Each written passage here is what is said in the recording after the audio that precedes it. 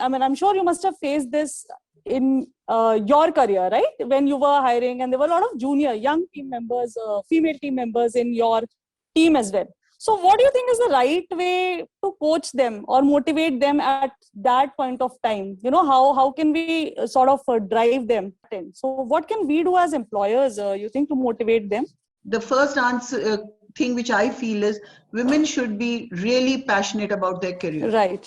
I am known for what I can do. I'm an individual who does have an economic activity which contributes to me financially, and I want to be successful in what I do.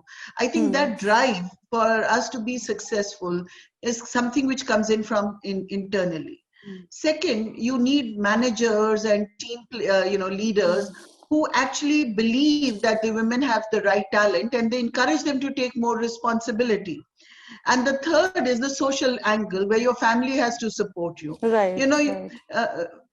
You won't believe that we as women will take decisions based on what our dad, our brother, our mother, our mother-in-law, our husband, our whoever says something. And they may know nothing about the field you are in, but they'll say, nahi, you should be doing this. And you will take it very seriously. I think we need to believe in ourselves and our capabilities, and then take our career seriously. I always tell women that, you can do anything you want to. Now, I have seen women taking breaks to get married because they're moving to a different city. How will I work from there? Today, with work from home and technology, this is a no-brainer. You shouldn't be even thinking about quitting your job because you're getting married and going to some other city, right? So I think we need to take that seriously. I've seen people taking a break when they have children. Now, that's a decision you take. I have seen mothers who say, I can't leave my child alone. And then when they come back to work, they say, oh, so-and-so has gone far ahead of me. But that guy didn't take a break. He was working day and night for 4 years when you were bringing up your child. Priorities, it's all about your priorities. So don't compare. Think what you want to do and do it. There's nothing right or wrong, right? If I take a break because I've got to bring up a child, so be it, it's my decision. And I think owning our decisions and sitting down and thinking coolly as to what is good for me is important.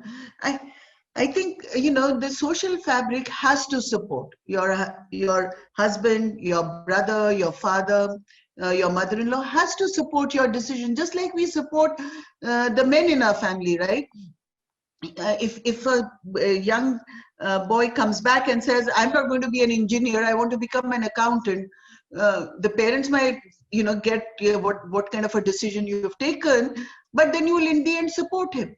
And I think that's what we need to do, encourage all women to get supported. But as an organization, we should always tell them, take the decision which you want, don't get influenced by everybody else. Now, let's say she decides to have a baby. She has to manage the ecosystem to give her the support so that she can go back to work. Nobody will do it. Otherwise, everybody will say, see, I told you, stay at home. Right. And you've spent years educating, years going to university and being passionate about what you want to do, and a statement like that, you'll say, okay, I'm going to stay at home. That shouldn't happen. Your passion, your enthusiasm for what you want to achieve in life has to be visible, and you have to tell your family that this is what I want to be. I believe me, it's very hard. In hindsight, I look at it, maybe I was lucky, but it's very hard to get your family to support your decision. And that's what they need to do. Is it any different being a woman and a sales leader? Because, sales is also about schmoozing a lot, after work drinks and, getting to know people. And a lot of women are not comfortable doing that. Tea and a coffee drinker, the strongest drink I have is coffee. But I think, and I'll forward this article to you, Rahul. It came out in Harvard Business Review just a couple of months ago.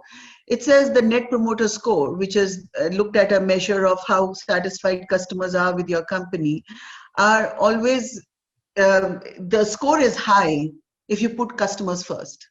So as a strategy for any organization, I have to say Customers are very important for me. They are priority one. Employees are very important for me, is priority definitely for the company. And sometimes you put employees first and customers second, but I believe put your customers first. And there has to be a humility. It talks about humility improves your net promoter score. And lastly, the ownership of a client when things go wrong is so critical. So put client first. Employees are very important. Some companies put employee first, because if your employees are dissatisfied, they're not going to service the client well, and or focus on their results. And three, I think you should have humility and tenacity to do the work. Lastly, which I was very, very particular about, use the systems which are meant for forecasting. Do you see more women taking up business roles or functions than that they did when you were entering the workforce? Absolutely. I mean, when I started working day one, after 2 hours, and I've told this story a few times, I asked, where's the woman's loo? And everybody looked at each other. They didn't have a loo for women. Now, we don't have that kind of situations. You know, all the regional office head said, Acha, just clean that corner loo and put ladies outside it, because we have a woman now in office, you know. So from there, I see a very large number of women coming in. You know, we have a problem, and I'll share the problem with you. It's across all industries.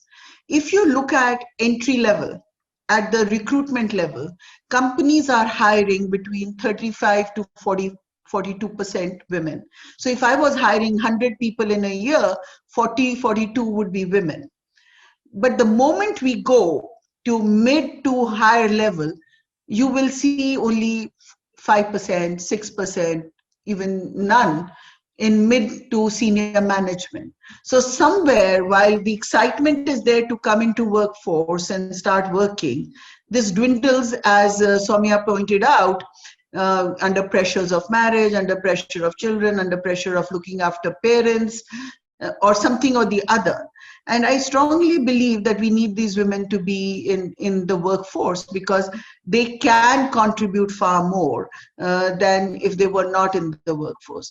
So if you go to the university and see, you would, on an average, depending on the course you are in, you would see women from 40 to 50% of the population in a class. And then you look at senior management and you see single digits. It's alarming that the number of women which falls down. If you take the year of COVID, the pandemic year of 2020, globally, more women lost their jobs than men, and even in India.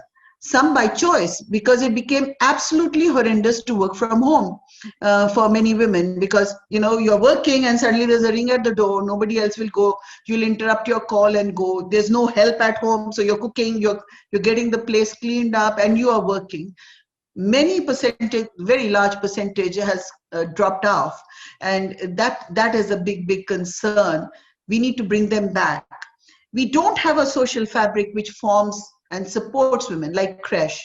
Like, you know, a simple thing like having a creche near the place of work is so critical.